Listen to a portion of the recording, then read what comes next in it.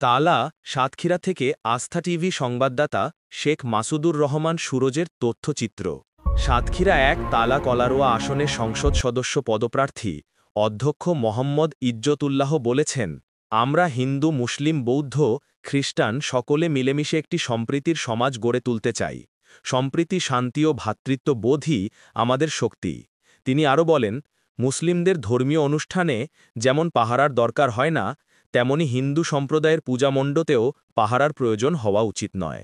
বাংলাদেশ জামায়াতে ইসলামী এমন একটি সমাজ ও দেশ গড়তে চায় যেখানে সকল ধর্মের মানুষ সমানভাবে রাষ্ট্রীয় সুবিধা ভোগ করবে এবং শতভাগ সাম্প্রদায়িক সম্প্রীতি বজায় থাকবে।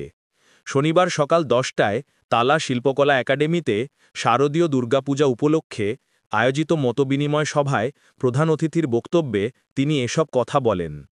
সভায় সভাপতিত্ব করেন তালা উপজেলা জামায়াতের আমির মাওলানা মফিদুল্লাহ। বিশেষ অতিথি হিসেবে বক্তব্য রাখেন জেলা জামায়াতের নায়েবে আমির ডাক্তার মাহমুদুল হক। তিনি বলেন, দুর্গাপূজা কেবল ধর্মীয় উৎসব নয়, এটি সামাজিক বন্ধনকে আরও মজবুত করে।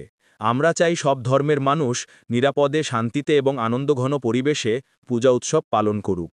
সভায় আরও বক্তব্য রাখেন শ্রমিক কল্যাণ ফেডারেশনের জেলা সভাপতি গাজী সুজায়েত আলী, জেলা জামায়াতের শুরা সদস্য doctor Aftab Uddin, professor Ayub Ali, master Aminur Rahman, Islamkati union chairman Golam Faruk, সাবেক চেয়ারম্যান আয়ুব আলী, সাতক্ষীরা প্রেস ক্লাবের সাবেক সভাপতি আলতাফ হোসেন সহ আরও অনেকে।